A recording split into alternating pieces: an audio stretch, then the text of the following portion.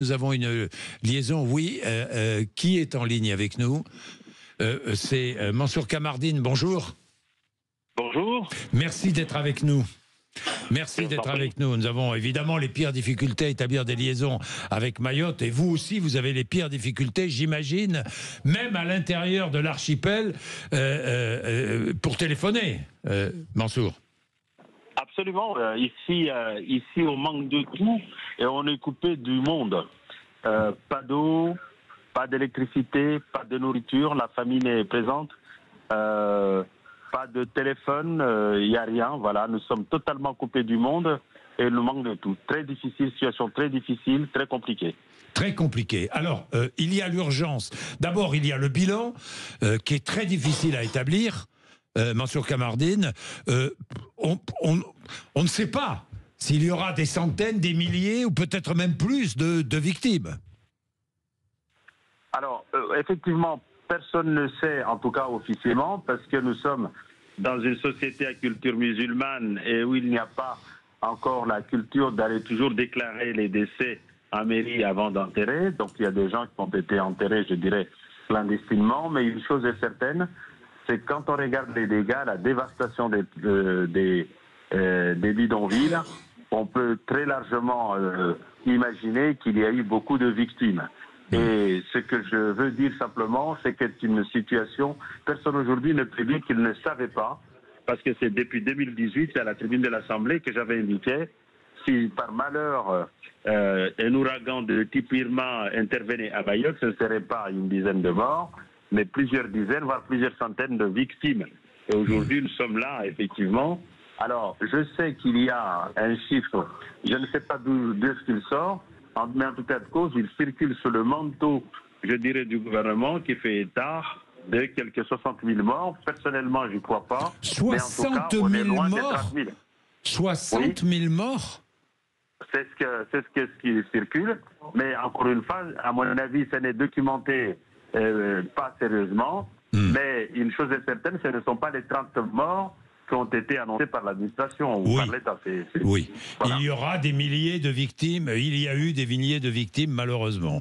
Alors, vous l'avez dit, il faut maintenant commencer. Alors, les secours arrivent. Est-ce que les secours arrivent vraiment, Mansour Kamardine?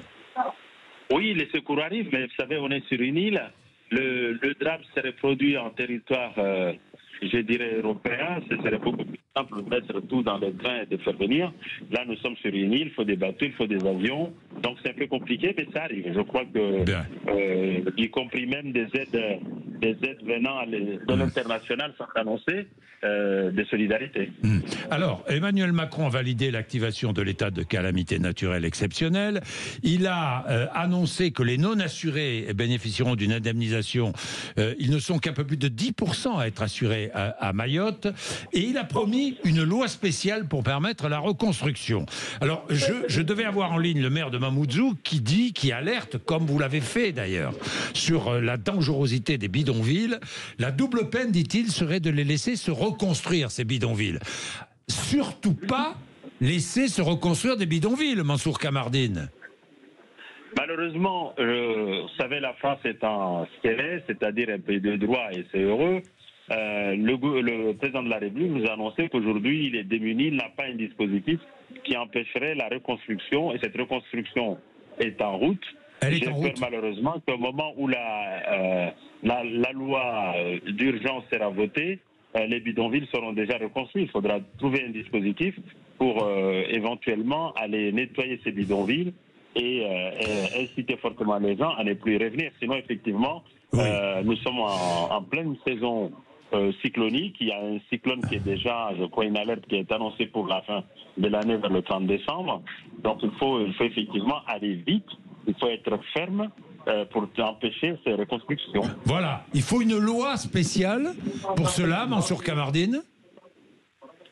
C'est ce que dit le président de la République. Je n'ai pas vérifié, mais je suis étonné que face au drame et que nous avons vécu, est-ce qu'on n'a pas des dispositifs qui permettent de déroger et d'empêcher les gens de s'installer?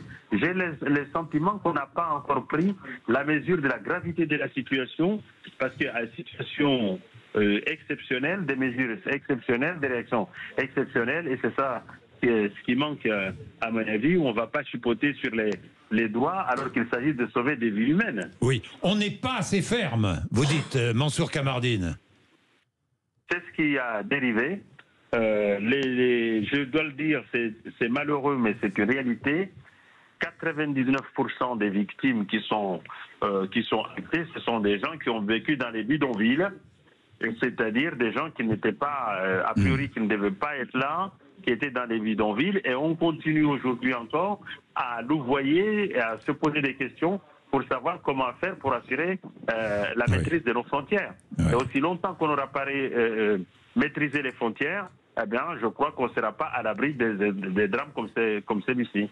Merci beaucoup, Mansour Kamardine. Merci. J'imagine que vous avez autre chose à faire qu'être avec nous. Il est 7h52. Vous êtes sur Sud Radio. Merci de nous écouter. C'est très intéressant ce que nous venons d'entendre.